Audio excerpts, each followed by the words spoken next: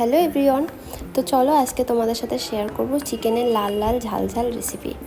তো দেখো, প্রথমে কড়াইতে পরিমাণ মতো তেল দিয়ে দিলাম, তারপরে আলুগুলোকে দিয়ে দিচ্ছি আস্তে আস্তে। তো আলুগুলোকে একটু লবণ দিয়ে লাল লাল করে ভেজে নেব। দেখো, কথা বলতে বলতে আলু ভাজাও হয়ে গেছে। এরপর একটা মিক্সিং জারে রসুন, আদা আর কাঁচা লঙ্কা দিয়ে পেস্ট করে নেব।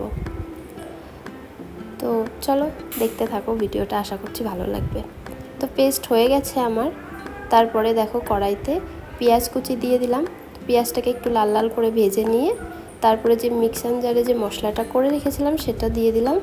এরপরে টমেটো দিয়ে দিলাম। দেখো, টমেটোটা যাতে মজে যায় তাড়াতাড়ি, তার জন্য একটু লবণ অ্যাড করছি। তো চলো, এরপরে দেখো চিকেনটা অ্যাড করে দিলাম। চিকেনটা দেওয়ার পরে পরিমাণ মতো লবণ দিয়ে দিয়েছি।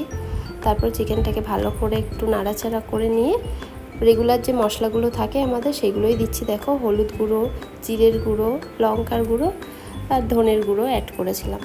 তো এটা দিয়ে ভালো করে কষাতে হবে, কারণ কষালেই তো টেস্টটা বাড়বে না চিকেনের। তো দেখো, এরপরে আমি আলু অ্যাড করছি।